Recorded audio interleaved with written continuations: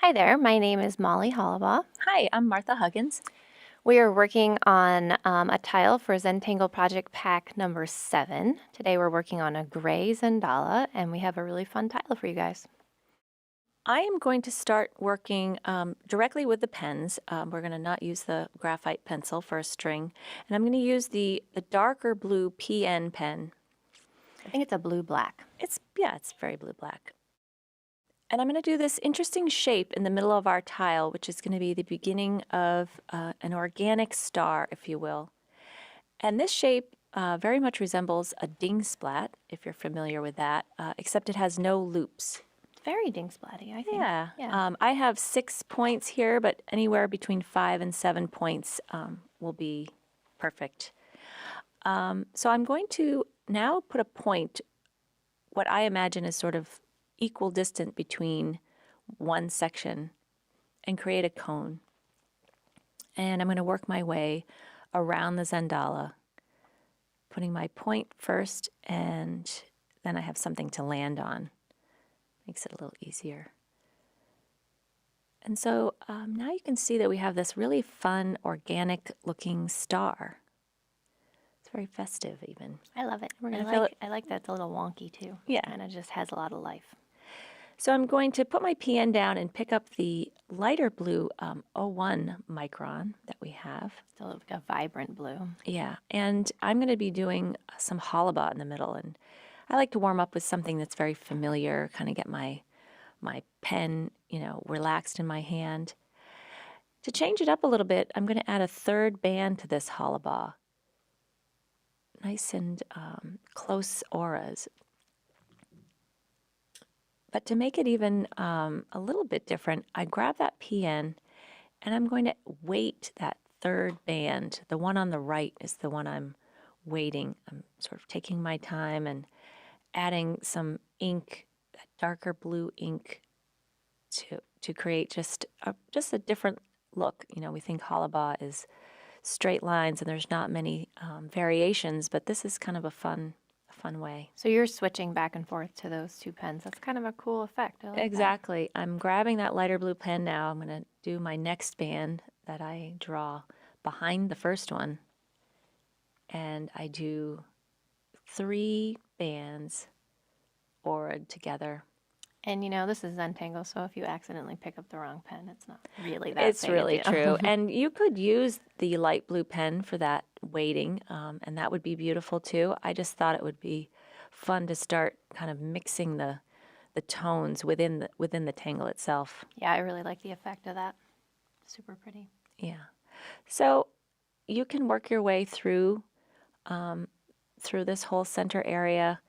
You can see that I've got it quite filled up now, and you'll have to decide when it's full for you. But I'm going to add this one last band. I really love the effect of just adding that one more aura. It really totally changes the tangle altogether. I know, isn't it kind of amazing? Just so simple, but it adds dimension to it even without the shading. It's got quite a bit of dimension. Kind of love it. Oh, I love it too. So we'll probably revisit this space after we fill all of our tangles in, but for now we're going to move on to one of the cones. All right, so I am going to be working with one of my favorite tangles here, and that's jonquil. People probably have seen me use this tangle quite a few times. It's one of my go-tos. I think it adds a ton of drama to tiles, and so I tend to put it into a lot of my compositions. So I started by dividing the cone in half and then dividing those two in half so that I had sort of some even columns. And then I like to start in the middle, and that way I kind of have like an understanding of the size of things. And I start with some V shapes right in the middle there. It's a good anchor for the whole tile. Then you don't worry about where the next parallel line needs to go. Right. And jonquil's all about keeping your lines parallel. So you really just want to look at the line that you're working above or below and just make sure that you're parallel to it. And that really keeps everything working and gives you that illusion of things being sort of this like bent checkerboard of sorts. There's definitely different ways you can draw jonquil. You could do all one column at the same time by drawing all those lines. Right now, I'm using an approach where I do each line all the way across. So I'm really kind of going through that ceremony of creating those V shapes one after another. And that's working really well in this particular situation.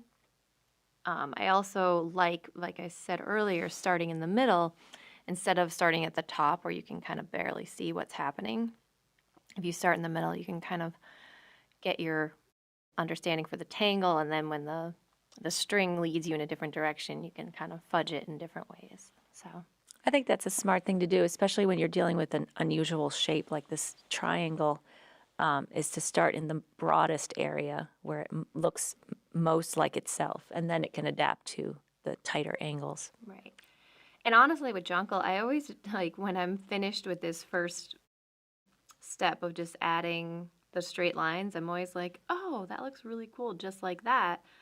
And so I invite you all to sort of take that pause and look at it and say, oh, maybe I want to leave it and not take that next step. And you can do that with any tangle.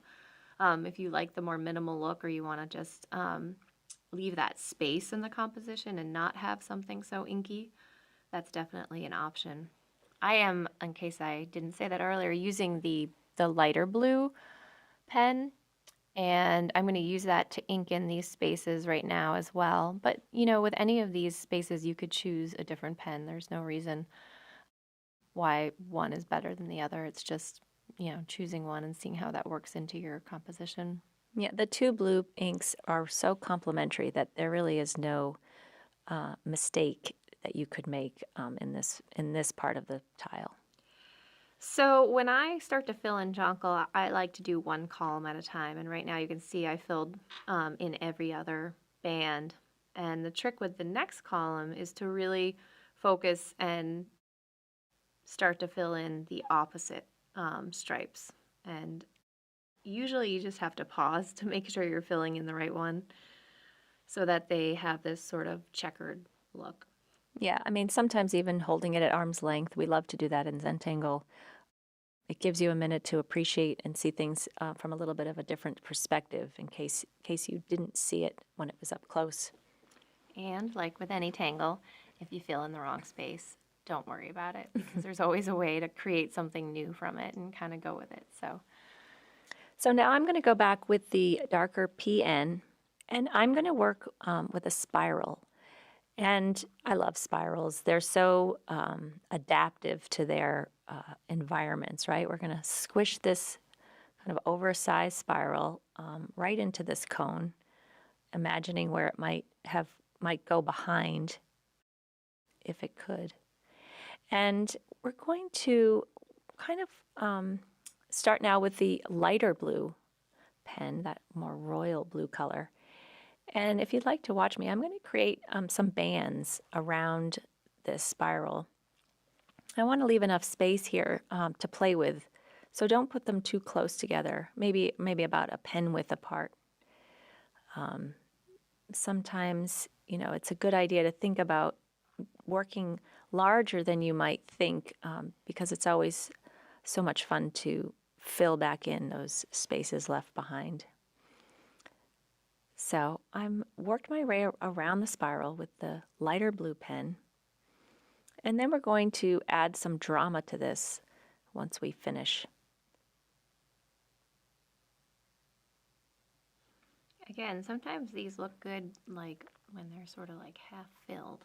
And you see how I started this, putting these bands not quite at the right center because it can be a little awkward in the center. So I usually start somewhere in the middle and then I can go back and fill it into the center as best as I can.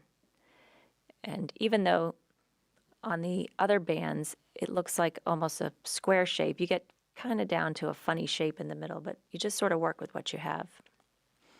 So now on either side of these bands, I'm going to create an arc, much like a crescent moon arc, if you will. But you'll see I'm going from end to end there. Just sort of a shallow crescent moon on either side. And then filling them in with that beautiful blue ink. Kind of looks like a coffee bean, doesn't I it? know. I like that funny illusion of that, right? And I will work my way around the spiral, filling in as I go. I like doing that too. Some people like to put all of their shapes in and then go back and fill in, but I don't know if it's because I'm like eager to see what happens or I like to break up the inking in. I do like to ink in as I go. It also sort of allows you to see what's happening and you don't get confused with all the lines. Yeah, it gives you the progress. If you have too many open lines and then you need to go back and fill in, it can be, I guess, a little bit confusing of where you're supposed to start. So I agree. I like doing it as I go. So I guess you would call this a fragment of sorts. Oh, well, yeah, you got that done really fast. You like how I did that? Magical. And the difference is that she's sort of working the bar or the division line instead of the space itself. So that sort of like makes my brain think about fragments in a whole other way. Right. You're using that as a like a trellis. Your work is working off of what's there instead of in the spaces left behind. And so, like Crescent Moon, we're going to go in and add some auras around those inked in areas. Just a gentle aurored arc, sort of defining further what we've just done. And also like sort of a reason why you needed some space because you need that breathing room for that aura. Looks really pretty. Love that. Exactly. Yeah. And I do love how the lighter and darker blues, even just seeing that bar in the hollow bar, it's complementing it from afar, if you will. Right. And so on that note, I think I'll grab that darker PN blue and I'm just going to add a little, I don't know, a triangular element where there is space between these, I'm going to call them coffee beans because that's what I'm thinking about right now, apparently. Time for a coffee break. And so you can see how that just brings all of it together, kind of ties it all really nicely together. Yeah, I love that too. I use that with a couple other different fragments, adding in that little triangular space, and it really just sort of adds sort of this little animal skin look to it, like a snake skin or Yeah, something. it does have tribal or yeah, an animal skin, I guess. Yeah. I guess I can see I that. like it. Very pretty. You Very can cool. imagine now what we might do with it later when we add some chalk and some graphite to it. Right? Well done, Martha. I like that. So I'm going to add another filling to the cone directly across from my spiral, and that is working with poke leaf. And you could probably do poke root here if you wanted to. And I'm working with the darker PN pen right now.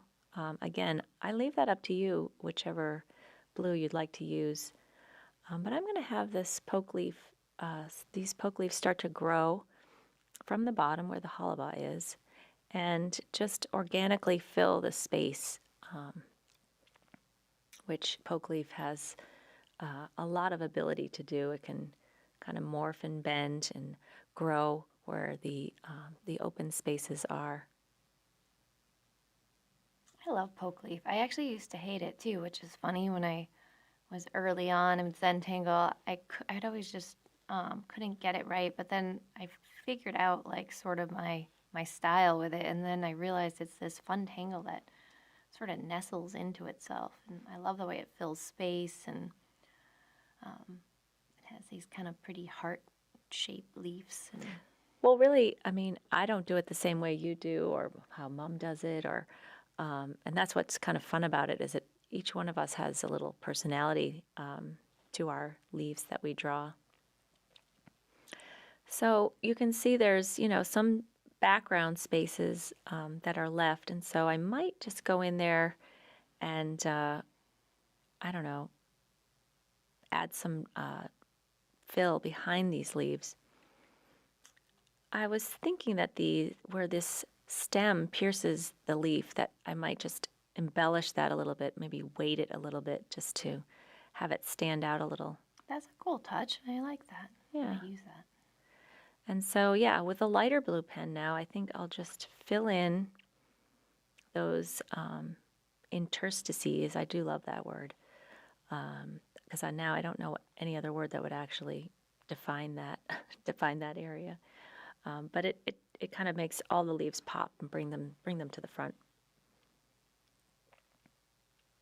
And this part takes a little bit of time, but just enjoy that detailed inking in. It's the reason why you're here is to just enjoy the moment, not having to worry about the next line. Ooh, I love Senna. So Senna's a challenging tangle. I feel like a lot of my students come to me in panic when I start Senna. So if you want to try this on a couple of different spaces before we go ahead, but basically I start with this sort of, curved line that's weighted into a little bit of a teardrop on one end. And I think the trick with Senna is to sort of be able to go off on your own at some point in time. But the way I started is to basically create these sort of swooping lines that begin on that sort of structure in the middle that we started with. And I started that with my dark pen and then moved on to the lighter pen. And I'm just, ever so slowly creating these auras, working my way down that sort of anchor place, turning my tile as I go, ever so slowly, just putting each one down and sort of following them until I don't. And everybody draws Senna a little bit differently, but I feel like when you sort of make that choice to sort of go off the path every once in a while, you get these kind of cool, undulating, sort of topographical map looking things. It's almost as if it was wind. If you could draw the wind, that's what Oh, comes Martha, out, very cool analogy. I right? like that. And then I'm just going to continue to go. And once I get to the end, then I'm going to even keep going around that line. But here I am just kind of filling that space a little bit differently to create some more sort of folds. But every stroke starts on that middle line. So I'm always beginning on that middle line, even if I kind of go off course every once in a while. It's really an anchor for the whole tangle, no matter what space you're filling. Yeah, and it's really hard for you to see it when it's not on. It's hard when you're under these cameras and you all of a sudden realize, I'm not on camera. I think we go. everybody's pretty focused on their tile right I now. know, right? So you kind of start to lose sight of that middle swooping line we started with, right? But I'm continuing to follow it. And sometimes you almost do some redefine the line where I was sort of drawing over that same line a few times, and that creates a really cool effect. So I don't plan out my Senna, it sort of just happens. I start to look at like what's going on with my tile. And I still am sort of really like attached to this spacing, right? Of these lines being somewhat parallel, but then all of a sudden they'll go off in a little bit of a different direction.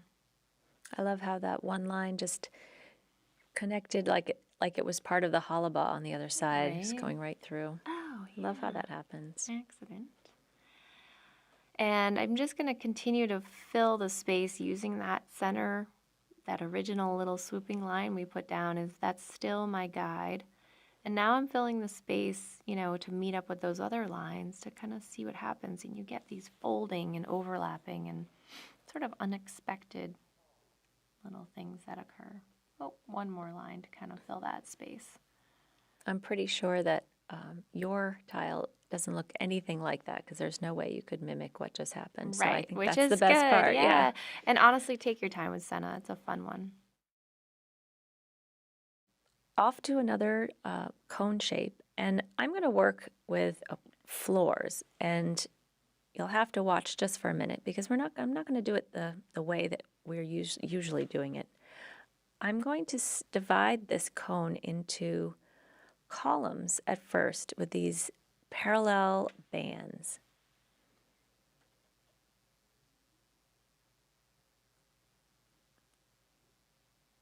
Again, I'm going to put 3 bands down this cone shape. Any more than that, then you won't have enough room. And it's as if these bands were covering the floor, I guess, if you can think about it that way. So you can see part of that diamond shape that we're familiar with peeking out behind the band. And I'm going to put a series of them across the top right here. Well, that's a fun approach. Well, I'm sure when you're thinking, I know floors, and this doesn't look anything like it, but when we're all done, you're going to see what we're talking about. So now I'm going to draw one directly above it, underneath the band. So the triangle is going in the other direction. It's the bottom of a diamond shape.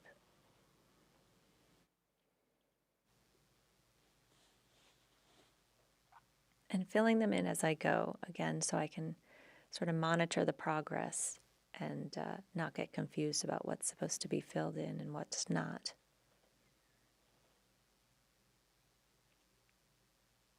And then I'm going to connect these. Maybe you can start to see now the floors in the background. They're sort of fading into the background. And so on the other side of the band, I'm going to put that in the empty space, if you will. Oh, very cool. And now you can kind of get the idea how we're going to fill it all in. I mean, with any of these tangles, once somebody does it one way, your head starts like thinking about all the variations. I'm like, oh, what would happen if we put them matched up, or what would we happen if we added this or that? So please, like, take any of these little variations that we do and sort of open up your mind of what could happen. It's super cool. It's like you took floors and you threw it in a blender and it came out in rows, and yeah, it looks really cool. That's what we're having for lunch. I Floors in a love blender. it. Super cool. Yeah, That's it's pretty. really pretty. Plus, it's so great for the composition. It kind of has a more airy, has all that open space, which I think is really nice. 'Cause sometimes you just need that visual, especially next like a senna and stuff. So just because I can, I'm going to add these little nestled orbs down the columns just to add another shape. Nice touch. All right, so in this last space, and you guys might have a different number of spaces to fill. So if you've already filled yours, then maybe you're all done. But I'm going to use my version of flux here, or a version of flux. And flux is, in this case, going to be all about these sort of very like teardrop shapes. And I love to use flux as filler. So you'll often see that kind of dancing in between my tangles. If I just have some space I want to add some organic shapes to. So I'm also putting in like a little spine, I guess, of sorts. Kind of a spine, yeah. Yeah. I do like how you can move them and bend them, and they can be different sizes.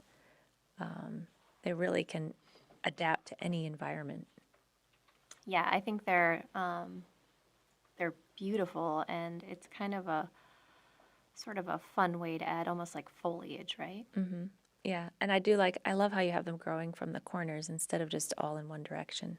Right, yeah. And I have started each one a little bit in each corner and then kind of going back and forth so you get like different style of overlapping. Yeah, very, very pretty. And that little bit of I guess is it like a vein or a Yeah, it's a yeah. vein, I think Yeah. so. It kind of just adds to it too. It can be, you can add the vein as you go. Actually, I like how you did that. Sometimes I do it at the very end, but you can see it developing much quicker if you do it that way. And those lines I often have, if you watch how I do it, I kind of It's almost like it's like an eyelash. You really kind of like shoot it off so it whispers out a little bit at the end. Definitely. And you have the lighter blue pen here, but certainly either one would work for this tangle. And I'm trying to like fit the tiniest ones into all those little spaces left over. And whatever I can't fill in, I'm going to start to ink in with my pen so I get that contrast of the leaves actually kind of popping off the page there. Yeah, I like how you've done that because it sort of mirrors the drama of the tangle opposite it. Yeah, perfect. So pretty. And it's nice to mix tangles that are a little more organic with tangles that are more structured or have like a busyness to them. They kind of soften it a bit. Straight lines and curved lines. Right, yeah. It's always good to have a nice balance in your composition. Oh, it's looking good, Martha. I love it. Oh, wait, there's more.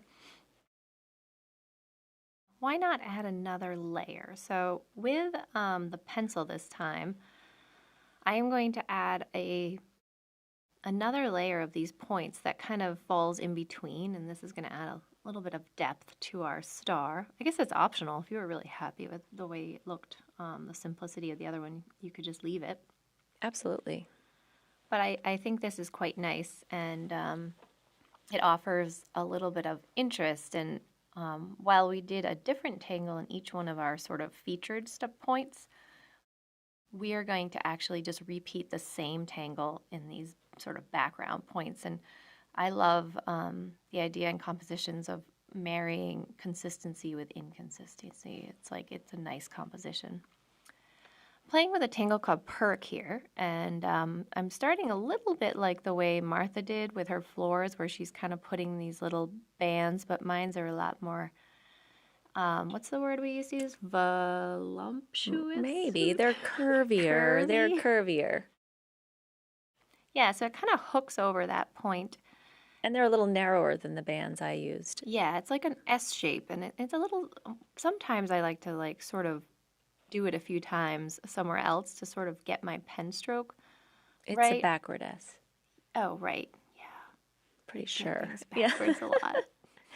And so she's not going to be filling in those bands, but she's going to be filling in the spaces in between. So maybe not too far apart or too close together. It's Right. nice to have. I think that looks But good. by drawing that pencil string, we can kind of play with how these bands like hook around, which is kind of nice. And now I'm going to start to fill the spaces between with these orbs. Now I'm really like smushing these orbs in, like almost like they don't fit. Like I was like, I got the wrong size bead and I need to like just really smush them in there. So it sort of adds like a misshapenness to them, but it creates this visual tension as they kind of like really, really just smush them in there. So I think the key for me when I was learning Perk, I didn't seem to get it right over and over again. I'd try and I couldn't figure out what was wrong. And you'll see that when she starts on the left, only the first circle is a complete circle, and the rest of them borrow from the one next to it. So next time she does it, you'll see it again. Yeah, good point, Martha. And that's what makes this different than, say, tipple, where you're smushing full orbs together. This is really just one full orb, and the rest of them are only sort of 3/4 of an orb. Right, Does that like make each sense? one's kind of stacked behind little Hollabaugh effect or whatnot. Yeah. Yeah, they definitely have that effect of sort of like the first one and then the other one's like a what is that game you play at the arcade and the balls roll down? Skee ball. Oh, skee ball. I was going to say bowling, but that wasn't right. But anyway, I really love the way this perk is almost like a seashell, and everybody's looks so different, and it shades up so lovely. So we are going to actually use this as our consistent tangle that sort of has this permanent I guess, placement on the tile in each one of these sort of background stars. It's as if the whole star behind is filled with perks. Right? So Yeah. that's pretty neat.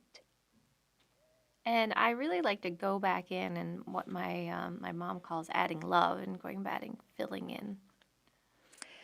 So on to something a little more exciting. I'm grabbing the white Jelly Roll 10 that we have in our project pack, and I'm going back to that hollow bar, and on the opposite side of the weighted bar, I'm going to fill in with that luscious white jelly ink, and being mindful that it's wet because it does take a few seconds to dry. It's funny too because you think like the white isn't gonna make that much of a difference, but like wow, what a It is difference a that wow. makes It on there, really right? is. It looks, I love it. I think it looks great. Very cool. And I have to say I'm partial to the Jelly Roll 10 because I don't know, there's something about it that like just the ink rolls out so nice. You just kind of have to move it around. Yeah, I think it Very looks cool. fantastic. And then these little pearls on our inventive floors here, just gonna make them sparkle. Little lacy pearls. That's a nice touch too. Those like almost seem like they have like dimension to them, right? Because the ink sort of sits up on the paper. Yeah, you can really play with that, and you just need the lightest of touch on that on the paper. It just flows right out. I am really enjoying the surface of this gray paper. It's a little bit different, and you know each one of our tiles is a little different, and it seems to have like a lot of integrity at the same time. It has this softness, so it's like the I'm really enjoying the way the tools react to them. To be Yeah, honest, and it's resilient too. You can really work it without doing a lot of damage to the paper. right? So this next step I'm gonna say is maybe not for everybody, but I'm one of those people that likes to dig into some things in my tiles that might take a little bit of time, and this falls under that category. So I'm loving the way the jelly roll sits up on these gray tiles, and so I'm actually going back in and inking in each one of the pearls or orbs in my perk. And as you probably know on your tile, there's quite a few of them. So you may choose to not do this step, but if you have the time and you're zoning out and just enjoying your tangle time, I invite you to try to, do this. And one thing I would point out is that I'm actually not going all the way to the edges. I'm kind of just filling it right in the middle. It really is worth the effort. I've just grabbed my graphite pencil and I'm going to attack this spiral. I want to make sure that all of your jelly roll ink is dry at this point, so we don't want to end up with the Right, smudge, we're moving a lot unnecessarily quicker smudges. than you guys probably yeah. are. So with my graphite and working kind of on the side of it, so I get a nice soft graphite. I'm going around just one edge of this spiral, and certainly turning your tile as you go is highly recommended. You get a good vantage point of where you want to put that graphite. You can be really precise as you go around and round. And it's probably important to mention now or at any time that, these videos are so great because you can pause them and go at your own pace. Obviously, Rick's handy dandy editing school skills make this tile seem a little bit faster than it really is. And so with my tortillon that I've designated for graphite, I'm just going to gently smooth that band that I've done that sort of goes right along our spiral. Wow, that's like that was So that little, is right? a quick move right there Yeah. because that happens quick. Yeah. So pretty. Oh, and And there's now I'm going to grab this beautiful light blue and go on the opposite edge from where I just put the graphite. And you can press pretty hard here and work it works into the paper quite nicely. these And pastel pencils are so fun, and this is kind of the first time we really dig into using them. And so I really invite you guys to try all the colors they have are beautiful. This is that I think it's a blue color that we have in our project pack and really complements the pens we're using. oh yeah, it especially picks up that lighter blue pen. It almost just blurs and defines at the same time. It's really pretty. I love that. And then, yeah, good old white charcoal pencil just coming in for the big highlight at the end, right down the middle of this spiral and giving it that 3D effect. It's just awesome. That's really pretty. I do feel like that white charcoal works best if it's not on top of like a ton of other pencils or, So I like to make sure I leave that space for the white charcoal to do its job. Because if you're layering it on top of a lot of the pencils, you don't get as white of an effect. So Right, it um, definitely tends to get muddy a little bit. nice work. That looks really pretty. Yeah, You got to add a spiral. The spiral just yeah. ends up being the champion here. And so on the floors, I'm going to take a similar approach where I just add, a little graphite underneath the band and over the band. This time we'll do it on either side. So it sort of defines those original columns, those diagonal columns that we made.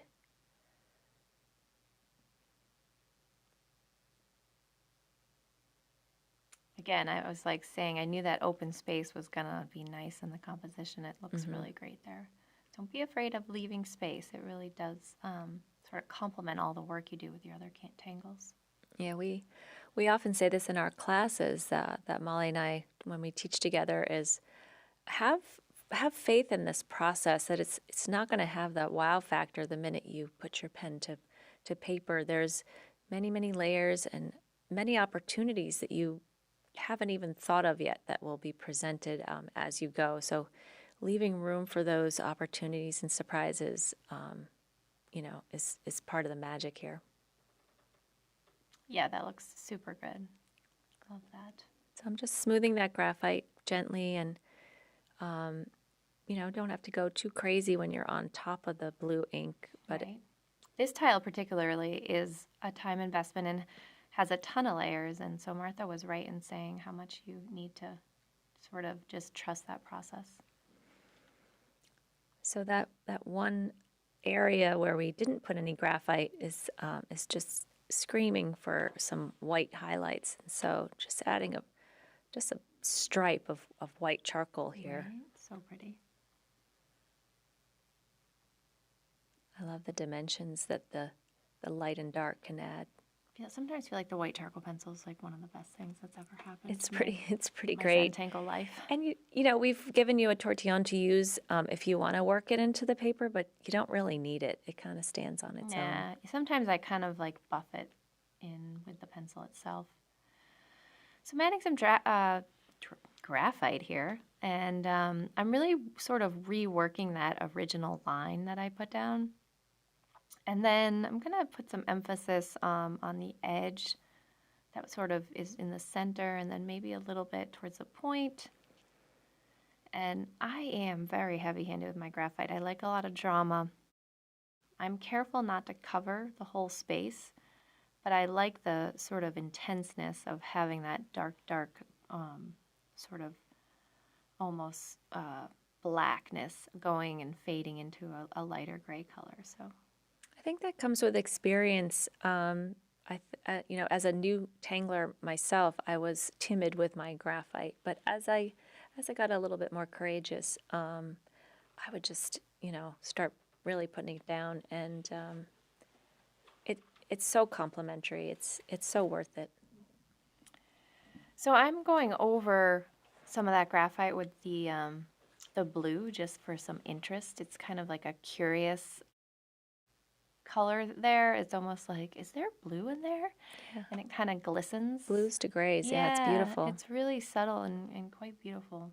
And I am going back with the tortillon that's not sure which color to use. And it's hard to keep them all keep track of them all.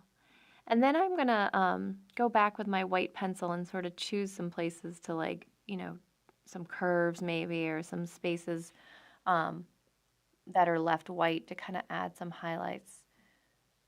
There's no real like rhyme or reason to what is the parts that should be left unshaded, but if you have sort of a gradual process, you'll get some spaces that sort of invite it. There's so much going on in this tile, but having those highlighted areas it gives your eye a place to go focus on when you first land on this incredible piece of art. Looks really great.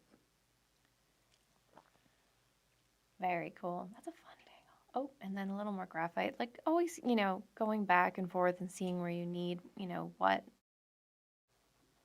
as you work each tangle. We know this tile is taking quite a bit of time, and so it might not be a bad thing if you take a break and then you come back with fresh eyes and see Right. all the different opportunities you have for adding light and dark.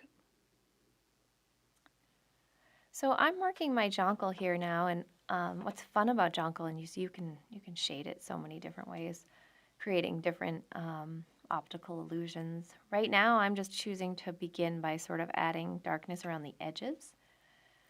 And now I'm kind of looking at each column, and I'm sort of choosing just the left side of each one of those columns. Or the right? Is that? It's the right side of the line. It's the left side of the space. Yes, I see it. Yeah. Whatever you. And then I'm just sort of gradually kind of buffing it out with my tortillon to sort of fade the graphite. Already adding another dimension to it. Right? It's like a little whimsy with this tangle, right? And then just going over and first filling in all of the stripes just to sort of pull them away from the background. Got a little charcoal on that with my finger, but you know what? I bet I can just go over it with my pencil later. And just by adding that charcoal in each space, it really does pull it out from the back, the gray in the back, which is nice. Very pretty. And now I'm kind of going over it in a different direction, which seems like sort of counterproductive, but it adds a different effect, right? So I used the white charcoal pencil 2 different ways on the same tangle. It's shimmering. Yeah. And this time I am going to just invite it into that blue pen because it was sitting on there a little bit. So just to sort of make sure those charcoal bits are into the grains of the paper. I love jonquil. It's So awesome. Like every pretty. time. So great. Makes me happy. Yeah. In the blue, my goodness, it's so Right? cool. All right, so now onto the flux, and flux just needs like a little depth, sort of where the bottoms of the like sort of leaves, I guess, come together. So I'm just going to add some real dark graphite right where they sort of seem to find the stem.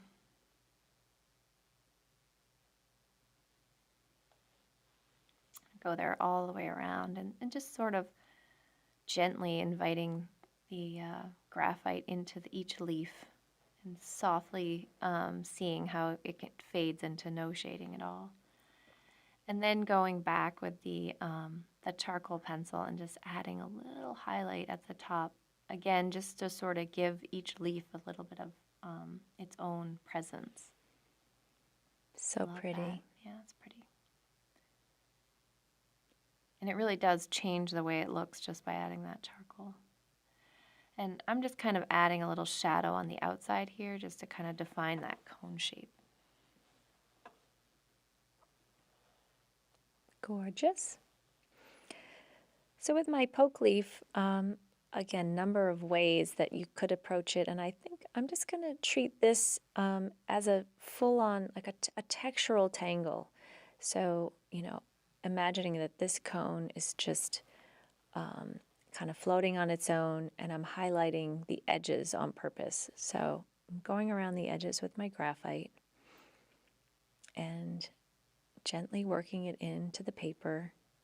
It's actually a good approach, Martha, because sometimes I get caught up in trying to shade every leaf with poke leaf, and Right. that can get a little bit busy in a small space like this. So I love the idea of just sort of working the whole thing as like a Yeah, exactly. whole there. So it's like this cone is folding down, and then we'll bring the center to the foreground with some little charcoal Pretty. pencil. kind of magical, mystical. And you can be pretty heavy-handed with the white charcoal because eventually some of it does sort of slough off, Yeah. as you handle the tile, as you work it. And, always feel free to go back again with whatever element you're using to highlight your tangles in case you want more dark, more light. Well, I do like how that you were pretty dark with the graphite there, and it really like kind of has its own presence against the other spires on the star. So, or is that a spire? What do you call it? Yes, Something I like don't that. know. I'm calling it a cone. I sometimes make up words. Um, So here on Halaba, taking a fairly traditional approach to shading it, and I'm adding some graphite where the bands come together, and anytime one goes under another, I'm just adding a little bit to give it that further look of falling behind whatever's on the top. You have that first band that's on the top, and now you can really tell that it's above the others. And then I'm going to add some graphite around the edges of our original shape that we started this whole process with, this sort of ding splat shape. It's so fun. I love it.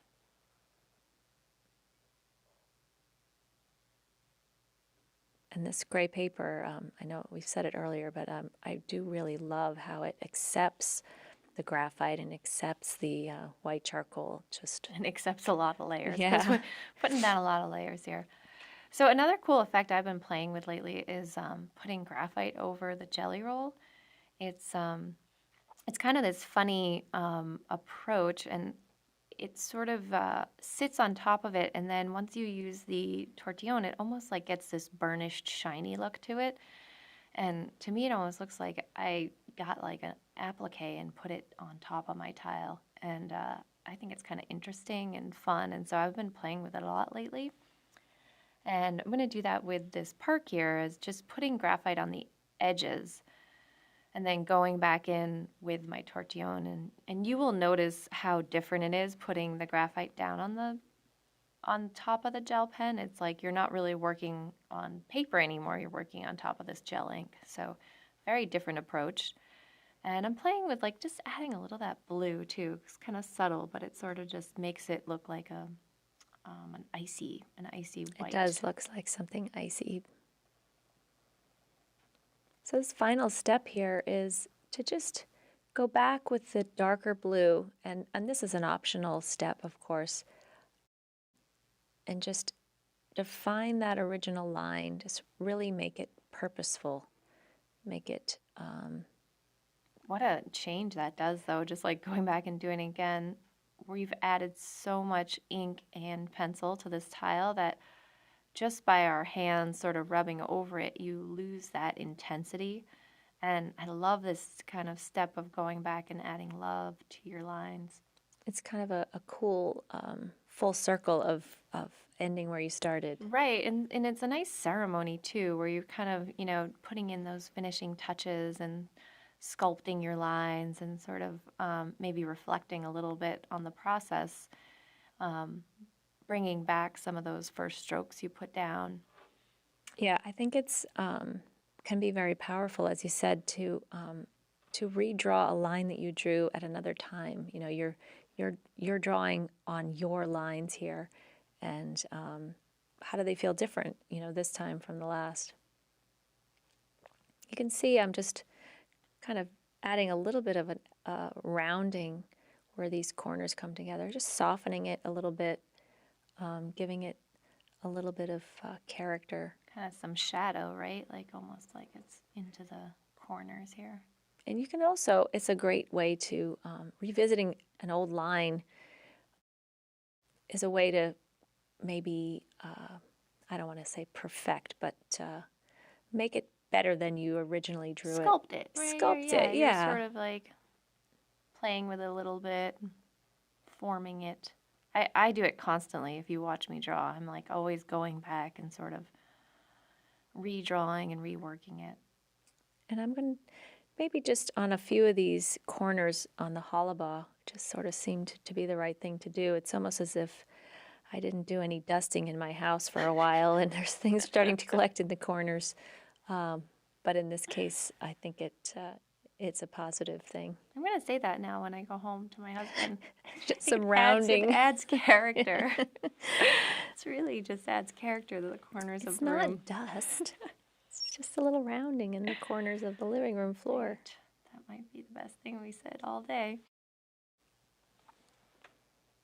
Well, That's pretty awesome, Martha. Well, I think we're a pretty good team, and I hope you enjoyed working on this tile with us. And we certainly had a good time. we did. Here's another one we did, and just so you can see just Our demo tile. a little bit different.